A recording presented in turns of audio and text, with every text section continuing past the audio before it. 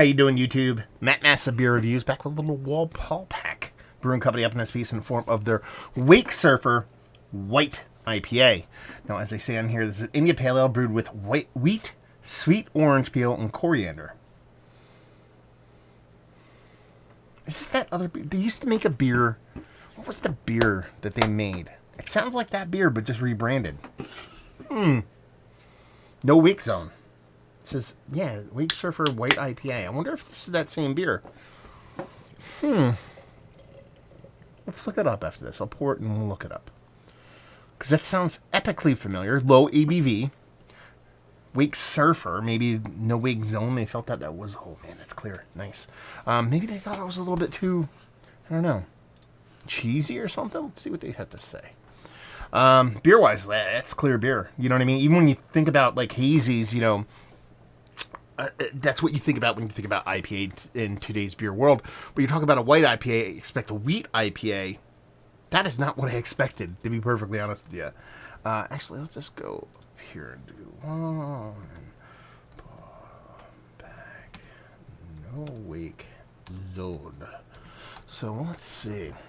I am just going to go on Beer Advocate and see if it's retired. If it is, then I'll just assume as much. It says it's rotational.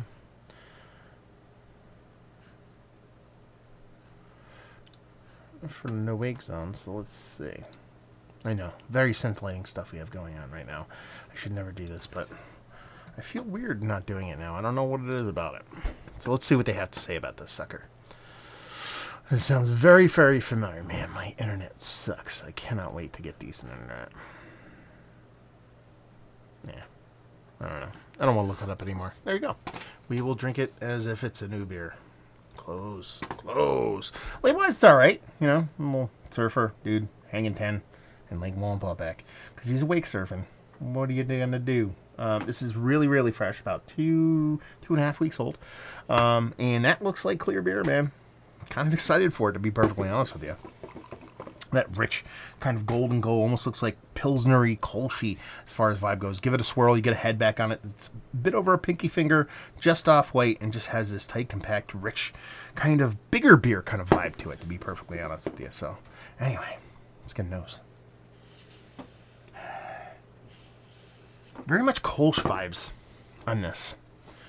Very much Kolsch vibes. I'm getting a soft wheat component, but it's the way the beer comes off is like a crisp, clean snappiness. Almost like they did in like a cold fermented kind of ale yeast. Or even one of those cold, what do they call them, the cold IPAs nowadays. It has that kind of vibe thing going on it. Nothing too big as far as hop content. Nothing too big as far as malt content outside of that pretty readily apparent kind of yeast component. Or wheat component, I apologize. Done. Neutral nose is what I'd say. Let's dive in. Cheers.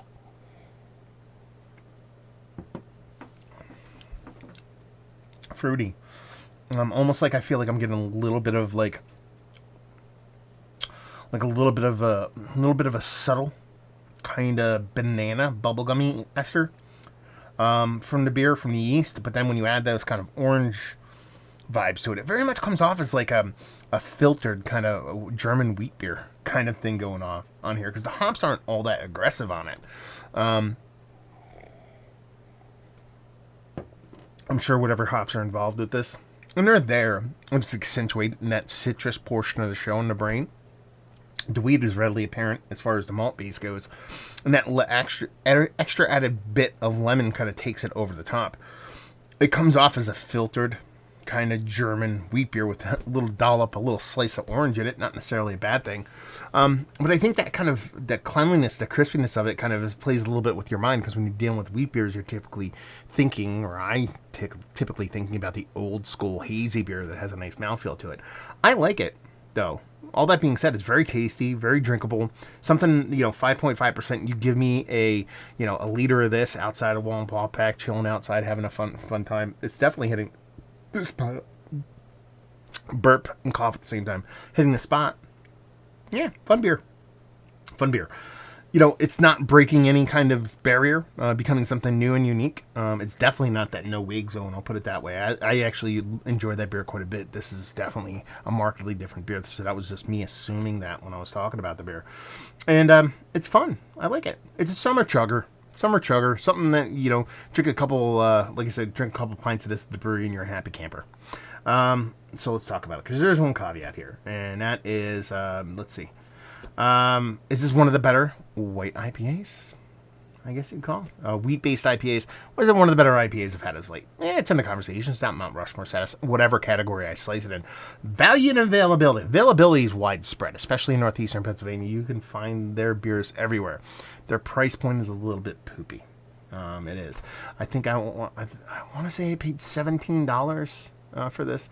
$17 for a lightly, gently hopped wheat-based beer. Yeah, it's kind of tough to swallow. This should